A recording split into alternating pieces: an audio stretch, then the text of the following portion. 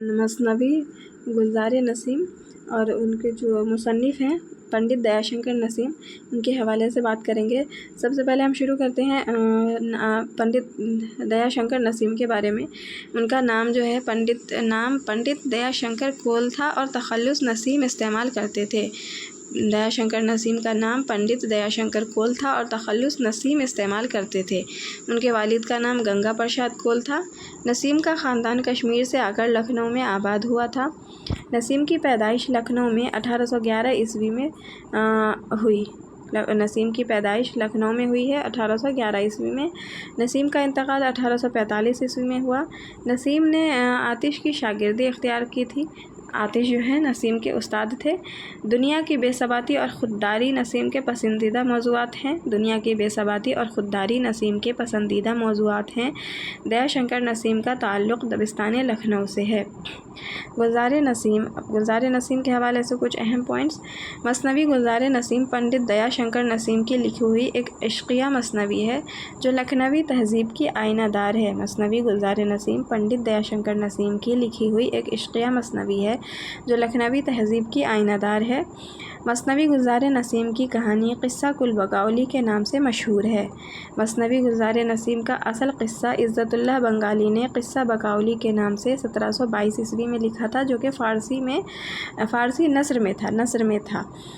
اس کا جو اصل قصہ عزت اللہ بنگالی نے بقولی کے نام سے 1722 عیسوی میں لکھا تھا، جو کہ فارسی میں تھا۔ منشی نہال چند لاہوری نے 1803 عیسوی میں مذہب عشق کے نام سے اسے اردو میں منتقل کیا۔ منشی نہال چند لاہوری جو فورٹ ولیم کالج سے تعلق رکھتے تھے، انہوں نے جان گلکرسٹ کی فرمائش پر مذہب عشق کے نام سے بقولی کے قصے کو مذہب عشق کے نام سے اردو میں منتقل کیا۔ اور دیا شنکر نسیم نے 1838 سے اور 39 کے درمیان میں اس مثنوی کو لکھا اردو نظم کی صورت میں۔ دیا شنکر نسیم نے 1838 سے 39 عیسوی میں اس مثنوی کو لکھا نظم کی صورت میں۔ اس سے پہلے وہ نثر میں تھا، انہوں نے مثنوی نظم کی صورت میں لکھا۔ مثنوی گلزار نسیم پہلی بار 1844 عیسوی میں شائع ہوئی۔ اس مثنوی کو رشید حسن خان نے مرتب کیا تھا۔ یہ جو ہے لکھی گئی ہے 1838 سے 39 کے درمیان میں، اور یہ شائع ہو رہی ہے 1844 عیسوی میں۔ رشید حسن خان اس کے مرتب ہیں، اس مثنوی کے مرتب ہیں۔ مثنوی گلزار نسیم میں آورد کا انداز پایا جاتا ہے۔ مثنوی گلزار نسیم میں رعایت لفظی کا استعمال کثرت سے ہوا ہے۔ مثنوی گلزار نسیم بحر ہزج، مسدس، اخرب، مقبوض، مقصور یا مخزوف میں ہے۔ اس مثنوی میں مافوق الفطرت عناصر کی کثرت ہے۔ شعر و شاعری کے جن پہلوؤں کے اعتبار سے لکھنؤ بدنام ہے، گلزار نسیم نے انہی پہلوؤں سے لکھنؤ کا نام اونچا کیا ہے۔ زبان کو شاعری اور شاعری کو زبان بنا دینا کوئی آسان کام نہیں۔ یہ قول کس کا ہے؟ تو یہ رشید احمد صدیقی کا ہے کہ شعر و شاعری کے جن پہلوؤں کے اعتبار سے لکھنؤ بدنام ہے، گلزار نسیم نے انہی پہلوؤں سے لکھنؤ کا نام اونچا کیا ہے۔ زبان کو شاعری اور شاعری کو زبان بنا دینا کوئی آسان کام نہیں، یہ قول رشید احمد صدیقی کا ہے۔ مثنوی گلزار نسیم کے تعلق سے پروفیسر احتشام حسین نے مثنوی گلزار نسیم کو شاعرانہ اور فنکارانہ تخلیق کا معجزہ کہا ہے۔ رشید احمد صدیقی کہتے ہیں کہ شعر و شاعری کے جن پہلوؤں کے اعتبار سے لکھنؤ بدنام ہے، گلزار نسیم نے انہی پہلوؤں سے لکھنؤ کا نام اونچا کیا ہے۔ زبان کو شاعری اور شاعری کو زبان بنا دینا کوئی آسان کام نہیں، رشید احمد صدیقی کہتے ہیں۔ اور پروفیسر احتشام حسین نے کہا ہے کہ مثنوی گلزار نسیم کو شاعرانہ اور فنکارانہ تخلیق کا معجزہ کہا ہے انہوں نے۔ اب مثنوی گلزار نسیم کا جو ہے خلاصہ اس طرح سے بیان ہوتا ہے اس کا قصہ کہ یورپ کا بادشاہ سلطان زین الملوک کے 5واں بیٹا ہونے پر نجومیوں نے پیشن گوئی کی کہ اگر سلطان کی نظر اس پر پڑے گی تو اندھا ہو جائے گا۔ یورپ کا جو بادشاہ رہتا ہے سلطان زین الملوک، اس کے یہاں 5واں بیٹا پیدا ہونے پر نجومیوں نے پیشن گوئی کی تھی کہ اگر سلطان کی نظر ان کے 5ویں بیٹے پر پڑ گئی تو وہ اندھا ہو جائے گا۔ چند برس بعد ایک دن اتفاقاً باپ بیٹے کا سامنا ہو گیا۔ باپ کی آنکھیں جاتی رہیں۔ ایک معالج نے بتایا کہ گلزار نسیم میں بقولی کا پھول ہے، وہ اگر آنکھوں کو لگایا جائے تو بینائی عود کر آئے گی۔ چاروں شہزادے گل بقولی کی تلاش کو نکلے اور پہلی ہی منزل پر دلبر بیسوا سے چوسر کا کھیل ہار گئے۔ یہ جو ہے مثنوی میں یہ سارے کردار آتے ہیں جو کہ مافوق الفطرت عناصر کی مثال ہے۔ اور اس نے انہیں قید میں ڈال دیا۔ پانچویں بیٹے یعنی تاج الملوک، جس کے دیکھنے پر زین الملوک کی آنکھ جو ہے وہ بینائی چلی گئی تھی، یہی بیٹا ہے وہ تاج الملوک نے دلبر ویسوا کی ہوشیاری سمجھ لی اور آستین میں نیولا چھپا کر اسے جوئے میں مات دی۔ پھر دوسری منزل پر ایک دیو سے مقابلہ کر کے اسے بھی رام کیا۔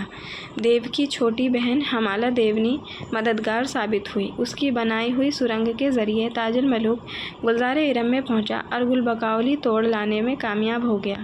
وطن کو لوٹتے ہوئے تاج الملوک کی بڑے بھائیوں سے مٹبھیڑ ہوئی تو انہوں نے دھوکے اور فریب سے بقاؤلی کا پھول تاج الملوک سے چھین لیا۔ پھول سلطان کی آنکھوں کو لگایا گیا، جس سے اس کی کھوئی ہوئی بینائی واپس آ گئی۔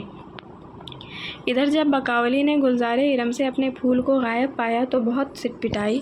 چور کی تلاش میں وہ سراغ لگاتے لگاتے سلطان کے دربار تک پہنچی اور مرد کی صورت اختیار کر کے فرخ ابن فیروز بن کے اس نام سے اس کی وزیر بن گئی۔ پھول ہاتھ سے نکل جانے کے بعد تاج الملوک شہر کے قریب جادو کے زور سے گلشن نگاری بنا کر رہنے لگا، لیکن یہ راز زیادہ مدت تک پوشیدہ نہ رہا۔ بقاؤلی کو بھی پتہ چل گیا کہ اصل چور تاج الملوک ہے۔ وہ اس کی شجاعت، دلیری اور مردانگی کی قائل تو تھی ہی، پہلی ملاقات میں دل ہار گئی۔ عشق کی ابتدا ہوئی اور وہ دونوں ساتھ ساتھ گلزار ارم میں داد عشق دینے لگے۔ بقاؤلی کی ماں جمیلہ پری کو یہ احوال معلوم ہوا تو اس نے بقاؤلی کو قید کر دیا اور تاج الملوک کو طلسم کے جنگل میں پھینکوا دیا۔ تاج الملوک نے تمام آفات کا نہایت ہمت اور جرأت سے مقابلہ کیا اور طلسم سے رہائی حاصل کی۔ آخر بقاؤلی سے اس کی شادی ہوئی اور دونوں گلشن نگاری میں آ کر مزے میں زندگی بسر کرنے لگے۔ در حقیقت بقاؤلی اندر لوک کی پری تھی۔ وہ رات اڑ کر اندر لوک پہنچتی اور صبح تاج الملوک کی آنکھ کھلنے سے پہلے واپس آ جاتی تھی۔ ایک رات تاج الملوک تاڑ گیا اور پکھاوجی بن کے بقاؤلی کے ہمراہ اندر لوک پہنچا۔ بقاؤلی نے اس رات اتنا عمدہ رقص کیا کہ راجہ اندر نے بے اختیار اس کی منہ مانگی مراد پوری کرنے کا وعدہ کیا۔ بقاؤلی نے تاج الملوک کے ساتھ زندگی بسر کرنے کی اجازت چاہی، مگر اسے سنتے ہی راجہ کے غیظ و غضب کی انتہا نہ رہی اور بقاؤلی کو نصف پتھر بنا کر ایک مٹھ میں قید کر دیا۔ راجہ اندر جو ہے وہ غصے میں آ کر کے بقاؤلی کو آدھا پتھر بنا دیا اور اسے مٹھ میں قید کر دیا۔ کچھ مدت بعد راجہ چترسین کی بیٹی چتراوت بھی تاج الملوک پر عاشق ہو گئی۔ اسے تاج الملوک کا روز روز مٹھ جانا اور بقاؤلی سے باتیں کرنا شاق گزرا۔ اس نے وہ مٹھ ہی کھدوا ڈالا۔ مٹھ کے انہدام کے بعد اس زمین میں سرسوں پیدا ہوئی، جس کے تیل سے ایک دہقاں یعنی کسان کی بیوی کے حمل رہ گیا اور بقاؤلی نے نیا جنم پایا۔ دہقاں کے گھر جوان ہو کر بقاؤلی پھر تاج الملوک سے ملی اور دونوں کے دلوں کی مراد پوری ہوئی۔ تو یہ تھا اس مثنوی کا پورا خلاصہ۔